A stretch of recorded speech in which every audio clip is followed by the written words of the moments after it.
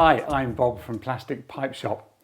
We're often asked whether bends like this or elbows like these are best for pipe systems. And I'm going to try and explain the key differences so that you can make an informed decision. We'll take the elbow first. Imagine your fluid careering down the pipe towards the elbow. Rather than gracefully flowing around the corner it has come across, it hits the end of the elbow, swirls and churns around and then gets pushed on by water behind it. All this turbulence and activity causes a drop in the pressure of the fluid, which will ultimately cause a drop in the flow rate in your pipe system. Now, let's consider the graceful bend. Rather than acting as a wall for the fluid to smash into, it gently guides the fluid around the bend, so there's not a point like with the elbow when it's banging into a wall. There's still some turbulence, but much less than with an elbow, so you keep your pressure and flow rates up.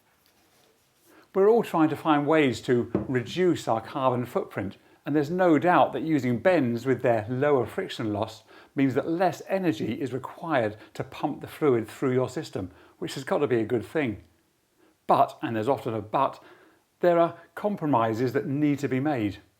Using bends ends up with a much larger pipe system with a larger footprint and more support points needed. I'll show you what I mean.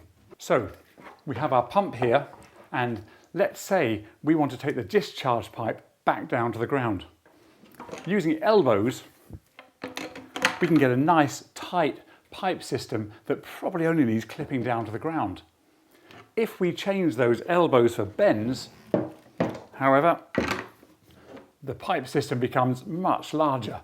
It now takes a footprint of 3 or 4 times the size it did with the elbows. We'll still need to clip it to the ground, but we'll need to find a way of supporting and clipping it higher up as well. Here's the two together so you can compare, and remember that's only changing 3 elbows for bends. Imagine doing that to your whole system. Using bends is great for reducing energy losses, but the big compromise is the footprint of your system will be much larger and need many more support points. Another compromise is when you're building your system. Bends are much less forgiving when measuring the pipe lengths we need. If we compare the two together, if I'm measuring down to an elbow and it's being held slightly out of true, there's only a few millimeters difference. But tilt the bend the same and the increased radius means that now perhaps as much as 2 centimeters difference is there. You often can't appreciate how much more difficult bends are to work with than elbows until you start doing it. But trust me, they're a pain in the Bends are useful in long pipe runs or fluids that may be carrying delicate solids or colloids where you want as little turbulence as possible. Generally, however, the more convoluted and tight a pipe system is, the more you should use elbows rather than bends. I hope this has helped, but as usual, if you have any questions, please don't hesitate to contact us either at the office or in the comments section below, and we'll do our best to help you out. Thanks for watching. Bye.